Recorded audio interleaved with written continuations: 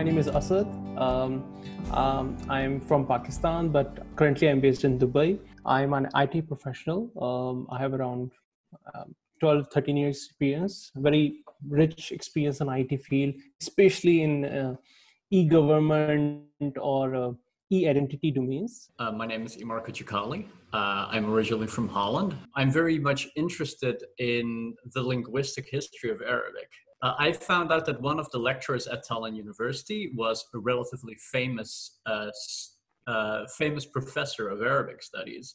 And that's how I ended up studying in Tallinn, where I did 2 years to finish my master's degree. Then I moved to Tartu, where I started another master's in linguistics. And then 2 years ago in Tartu, I also started my PhD at the School of Theology and Religious Studies, where I am actually sitting right now. My name is Anna. I'm from Ukraine originally. I have moved to Tallinn, Estonia 1 year ago, almost exactly, to pursue a degree in filmmaking. I study in Baltic Media Film School, and my bachelor degree is called Audiovisual Media. It's an international degree. Well, I'm from Vietnam. I have been living in Estonia for 5 years, and I came to Estonia basically for studying or doing the PhD program. I met my supervisor, who is an Estonian in Vietnam. That's why I knew about Estonia basically. And after that, I applied for the program. I started to study in Tartu for 4 years, and after completing the program, I started to work in Tallinn until now. I'm Luis Siranga, and I'm from the US originally, from the state of Maryland, and I lived in Toronto, Canada for 10 years, so I guess I'm American-Canadian by now. I'm a political scientist studying comparative politics at the Johan Tritte Institute of Political Studies, and I'm also a junior research fellow in comparative politics. I'm studying populism and populist radical right political parties, focusing on the Baltics. My name is Basil. I'm originally a medical doctor, but I've been in the healthcare management and then moved into strategy and consulting and tech fields. I have my company already registered in Estonia for the past 2 years. It's a tech startup company, so it made perfect sense for me to choose Estonia to study in it. And of course, I know that a lot of degrees within Caltech is very recognized internationally, especially those related to technology, like healthcare technology masters, which I was accepted for. The Estonian healthcare system has a worldwide reputation, so I was really interested in joining it. And I actually succeeded in getting a tuition fee waiver and the Ministry of Foreign Affairs scholarship. So it was like a perfect dream come true. But of course, after what happened, everything is in limbo now.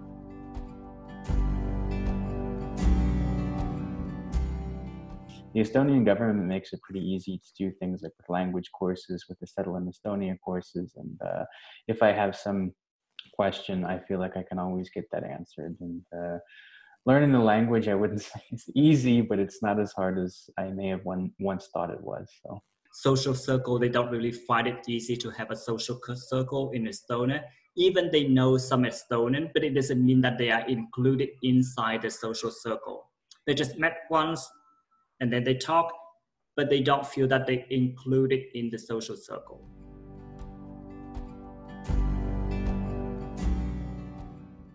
I think the good thing in Estonia is that the relation between students and teachers are not exactly like the same way as in Asia in general, or at least in Vietnam. We usually have a space between teacher and students.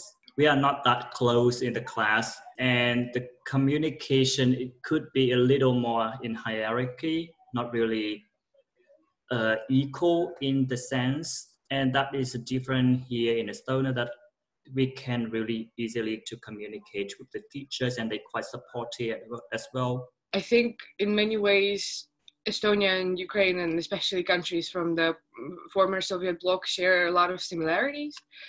And I obviously speak Russian, so frankly, moving here was much easier than I expected. I think with Estonians, it's really like easy to engage in a conversation.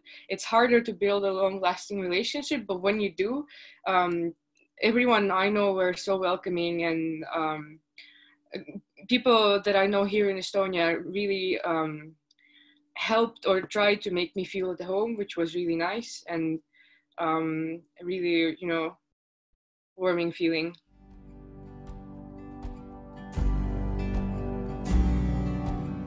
It's difficult for Estonia to get included with the foreigners. That's why I think it's even more difficult for foreigners to actually get included in the society.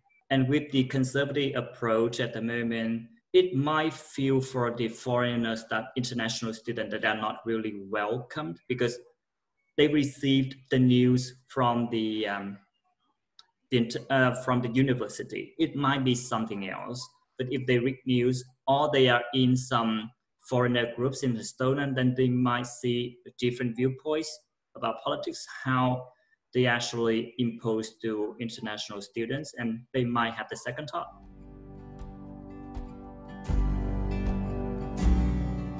First, they said,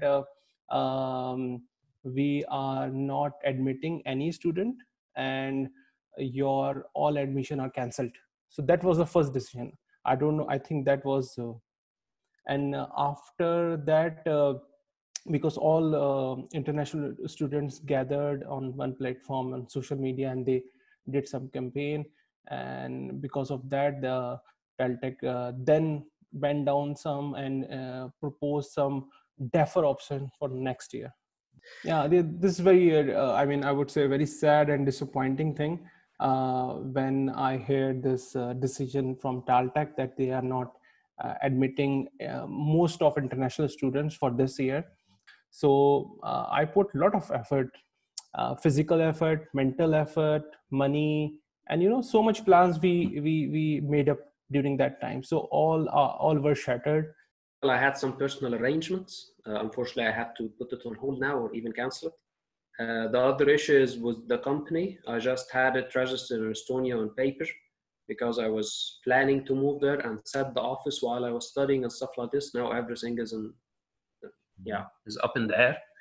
So yeah, it affected me a lot. When the decision was announced, and actually during the past 2 months, June and July, no one expected the EU Council to make any decision against foreign students. And actually the EU Council said that actually you should ensure the mobility of foreign students. So it was not a surprise, but the surprise came from Caltech decision, and maybe the government didn't really make it clear that they're willing to bring international students in.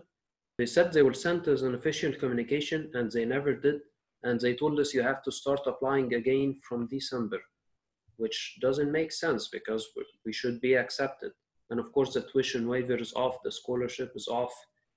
So to be honest, I won't put Caltech or Estonia as my first choice anymore because anything can change in overnight. So that's not really secure option anymore.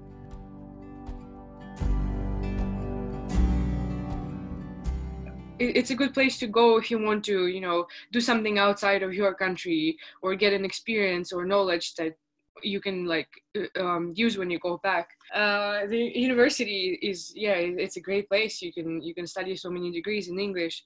Who doesn't want a European degree? I really like how everything is digital, so you don't have to go somewhere to the governmental, institution that you have to be and stand in line and fill through 2,000 papers like we have to.